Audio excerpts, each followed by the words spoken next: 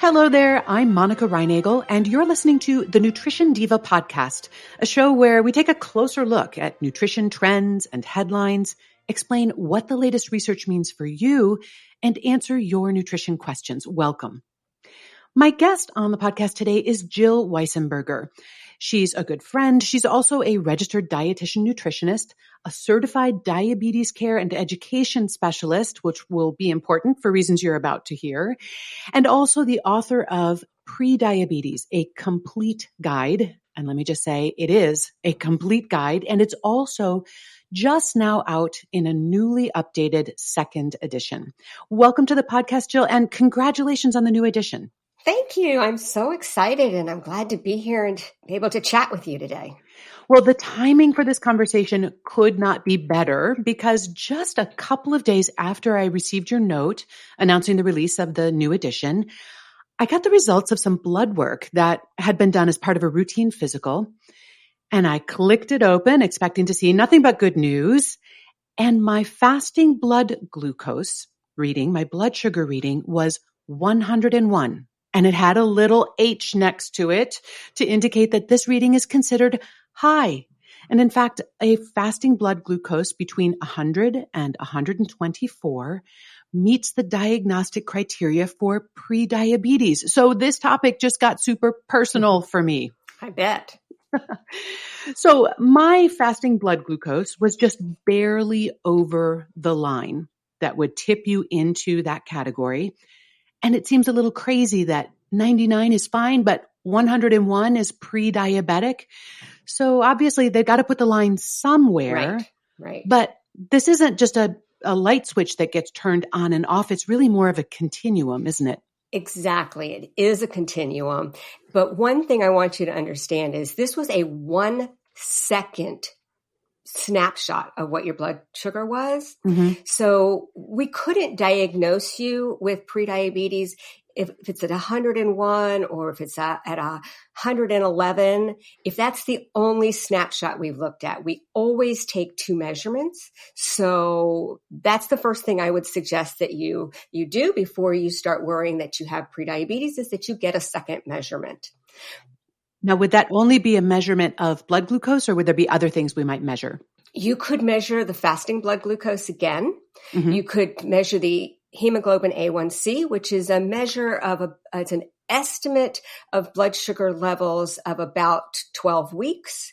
And you could also do an oral glucose tolerance test, which isn't done that often for prediabetes diagnosis, but sometimes it is. And basically what that is, somebody drinks a certain amount of sugar water, and then they have their blood sugar taken periodically for the next couple of hours. And if somebody is running high at 2 hours after that swallow of all that sugar, then that would be a number to look at that's diagnostic for prediabetes or diabetes. Well, that's a great point, that really no one single number. And, this applies to a lot of these numbers that we use as risk factors or red flags, including fasting glucose, but also things like total cholesterol or even body mass index, BMI, where there's a number at which you are tipped over into a risk category. But any one of those numbers can really only tell us so much. As you've said, they'll get our attention, but then we need to look at the larger context and see what else is going on. Right. Well, as it happened, as part of that routine blood work, not only did they test my fasting blood sugar, but they also tested that measure that you talked about that measures the blood sugar management over time. And that was normal. So my doctor said, okay, I'm not worried about this. But you know what, Jill? This definitely got my attention anyway. And even if I do not have a diagnosis of prediabetes at this point, I'm totally motivated to take action based on this. But before we talk about what someone might do to respond to a result like this or an actual diagnosis, I want to just talk quickly about what factors increase your risk of prediabetes. Who needs to be looking out for this? You know what? Pretty much all of us do, and that because it's that common. And as we get older, our risks for prediabetes and diabetes increase. In fact, the American Diabetes Association now recommends that we start screening people at age 35. But anybody who has type 2 diabetes in their families, that person would be at higher risk. Men are at higher risk. And there are certain ethnic groups that are more likely to be diagnosed with prediabetes, right? Yes. Native Americans, Latino, Hispanic, Asian Americans as well. Well, one of the reasons that this result in my case took me by surprise is that I don't have a lot of those risk factors. Obviously, I'm not male. I am not Hispanic or Pacific Islander. I don't have any other cases of type 2 diabetes in my family. I'm pretty active. My diet is pretty good. It's probably not quite as good as my listeners think or imagine, but it's pretty good. In fact, the only risk factor that you've listed that applies to me so far is my age. Mm-hmm. Well, it just does go up with age. Just like our vision gets worse with age. Right. Just like we lose muscle mass with age. We have to do the best we can do with the hand of cards we've been dealt. Well, but type 2 diabetes is usually or often characterized as a lifestyle disease, which implies that it's something that happens to us because of the way we're living. And as we'll talk about in just a minute, things like diet and lifestyle definitely play a role here, but I just want to point out that type 2 diabetes is not always or only a lifestyle issue. Absolutely not. You can be living a reasonably healthy lifestyle. You can even have very few risk factors and still find yourself in this situation. Right. I would say from my own experience, about 15% of the people who I've worked with, this is just rough, 15% who I've worked with type 2 diabetes or with prediabetes do not fit the risk factor profile. Yeah, that's a substantial minority. Oh, yeah. Yes, it really is. All right, well, let's talk about what can be done if, like me, you find yourself with this red flag waving. So a lot of the advice, I think, is focused on trying to control the glycemic load of the diet. And by that, I mean avoiding foods that might trigger a rapid increase in blood sugar. So that's going to mean avoiding or limiting the amount of sugar-sweetened beverages or desserts, refined carbohydrates, baked goods. I think my listeners are fairly familiar with that list of foods and that advice. But, I've been thinking about this week. It's absolutely normal for blood sugar to go up after meals. That's not the problem. The problem with type 2 diabetes or prediabetes is that it's not coming back down. Right. Okay, so there's two issues really. One is the insulin resistance. So there is some degree that cells of the body are refusing to use insulin properly. So you can be mildly insulin resistant, hugely insulin resistant, and anywhere in between. And then the other problem is that there isn't enough insulin to push the blood sugars down. So insulin is made in the pancreas, and at first, the insulin just comes out in high amounts because of that resistance. So it pushes that blood sugar down. But after a while, the pancreas cannot continue to make that much insulin. So that's what's happening when we see somebody getting higher than ideal blood sugar levels after eating, is that the insulin wasn't enough to tap it down.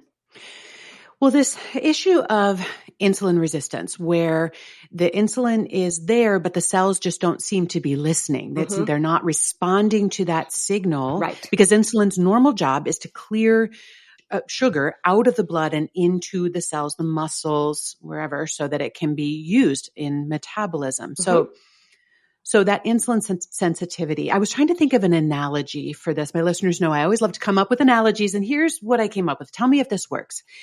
If the soil in my garden is too heavy, it has a lot of clay in it, when I water it, it just kind of forms puddles. The water doesn't go into the soil, and that's not good for my plants. So one solution would be to water it less.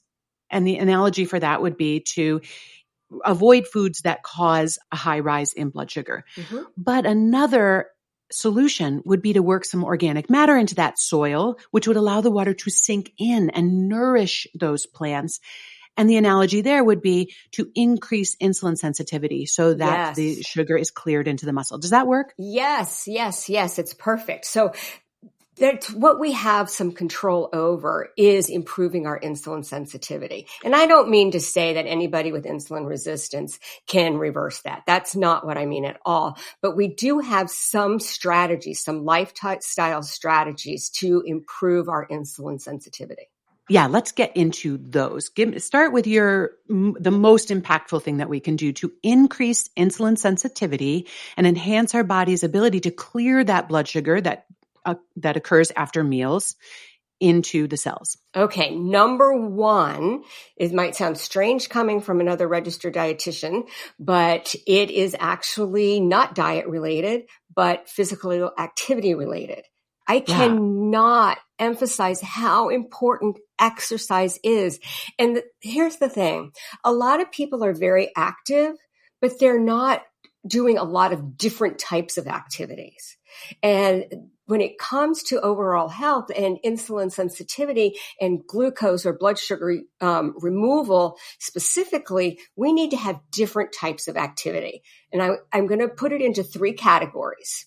Okay. The first one is something I think everybody's very familiar with, aerobic exercise or cardiovasculars. That'd be brisk walking, jogging, biking, swimming, something like that, where you're breathing heavily. And I think when we tell people they need to get more exercise, that's what they're usually thinking. That's the type of exercise that comes to mind, right? Right. And I'm thinking all types of physical activity, and this is one important type. Okay. So one is that cardiovascular exercise. Another? Strength training. So like weightlifting. Yes. And I know a lot of people don't want to do it, but it has a very different mechanism of action than aerobic activity. So you do aerobic activity and you're going to boost your insulin sensitivity. You do strength training, you're going to improve your insulin sensitivity. And if you do both, it is improving it doubly. Wow. Because they're working through different pathways. Yes. To the same results. So rather than double up on your aerobic exercise, you'd be better off adding more strength training to the aerobic exercise that you're already doing. You got it. And then what's the third type? The third one is reducing sedentary activity. What the American Diabetes Association says about reducing sedentary behavior is that we should break up long periods of sitting with 3 minutes of light activity every half hour. Every half hour. So I know that a lot of people have watches and things that remind them to get up once an hour, but that's not enough. We need to be doing it every 30 minutes. Ideally, it is every 30 minutes. And the reason for that is every time we move our muscles, the muscles can take up glucose, and it doesn't matter how insulin resistant we are. Just movement of muscles will increase the passage of sugar from the blood into the muscles. And this is another reason that I am so adamant about strength training. So after we eat, the place that blood sugar ideally goes is to the muscle. So every time we eat, our blood sugar rises. That is normal. If we have ample muscle and we're not insulin resistant, that is where that blood sugar is going to go. But so think about this. You have some insulin resistance, so it's tougher to get that sugar into your muscle after you eat. So it builds up in your blood. But let's just say you have a lot of muscle versus a little bit of muscle. Well, then you have more place for it to go, right? It's sort of like a bigger sponge to suck up the water. But regardless, it doesn't matter whether we are talking about standing up and doing some stretches from our desk every 30 minutes or lifting heavy weights or light weights or going for a jog. Every single time we exercise, we improve our insulin sensitivity. And there's something about moving immediately after a meal that is particularly impactful. Yes, I recommend this very much for people who have done a lot of the really good work implementing various lifestyle changes, but they're still having either a high A1C or a high post-meal after eating blood sugar. I'll just ask them, for every meal that you have that opportunity, take a walk after every meal. And it can be just 15 or 20 minutes. Yes. So 20 minutes is ideal, but 5 or 10 minutes is still 5 or 10 minutes, right? Yeah. So every single time you move, you are lowering your blood sugar. Yeah. And this is something that we can all do. Yes. Now, there's another thing on your list here that I think we all know is important for all kinds of reasons, but sometimes it is challenging, and that is sleep. That sleep quality impacts our insulin sensitivity. Right. Isn't that fascinating, Monica? It's not. So I used to think this was the reason that sleep was so important for nutrition, weight, and blood sugar. It's because when we're sleep deprived, we're just too tired to pay attention and we eat more poorly. That was what I thought, but that actually does happen. But there's something else, and it is specifically related to insulin sensitivity. So anybody with any insulin resistance already has a single poor night of sleep is going to have their insulin sensitivity reduced even more. But then we have studies where researchers have looked at healthy people with no insulin resistance, and they deprive them of their sleep. And I think they only allowed them 4 hours sleep for one night. And they showed that it was a huge, huge drop in their insulin sensitivity. And of course, that's temporary. The good news is this is something that we can also recover when we get a better night's sleep. And of course, we also have studies showing that people are definitely hungrier and more likely to snack after a poor night's sleep. So that's all kind of woven together. It is. So prioritizing sleep, doing what you can to enhance the opportunities for sleep and make the conditions for sleep as favorable as possible. Just one more reason to make that a priority.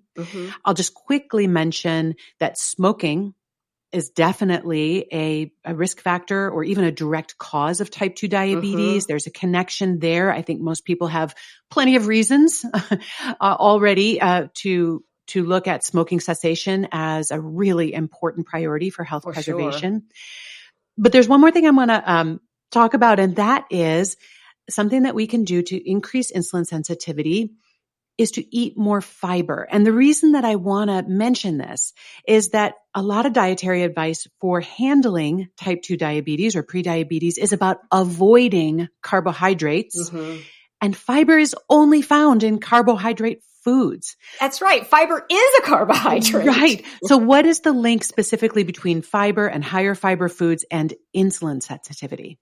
There are a couple of things that fibers will do. Well, a more direct route that fibers can improve blood sugar, not through insulin resistance, but improving blood sugar, is that sometimes it just slows down the absorption of the food.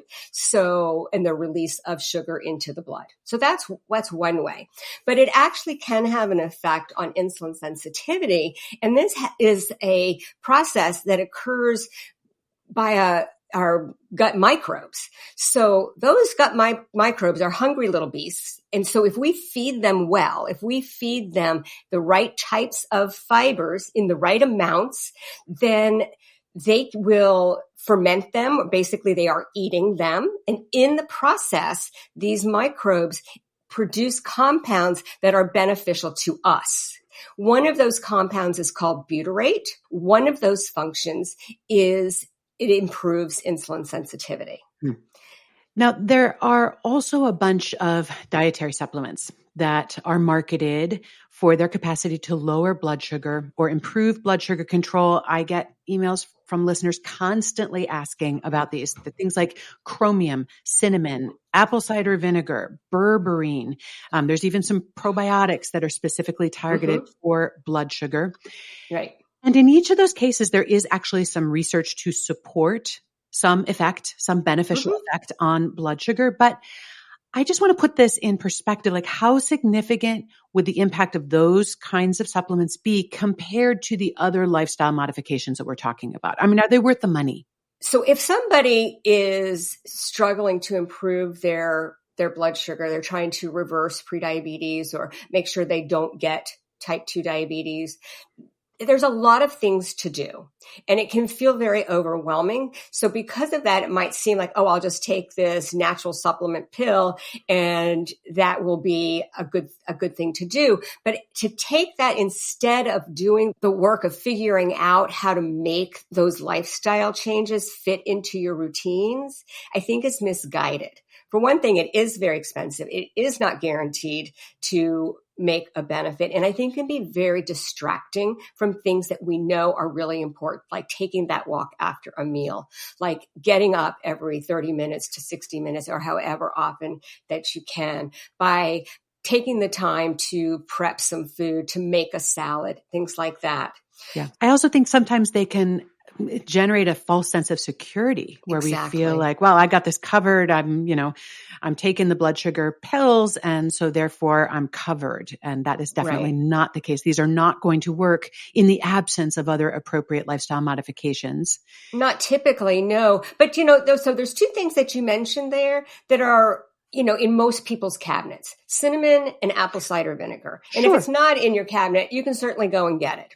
So I would say if you like apple cider vinegar, put some on your salad with a meal. It probably does have a very small effect.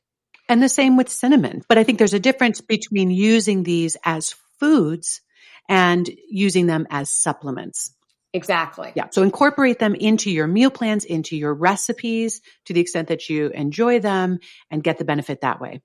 So there's one more sort of elephant in the room that I want to tackle here. We haven't mentioned it yet, but it is a big factor. Weight loss can significantly increase insulin sensitivity, decrease insulin resistance. Mm-hmm.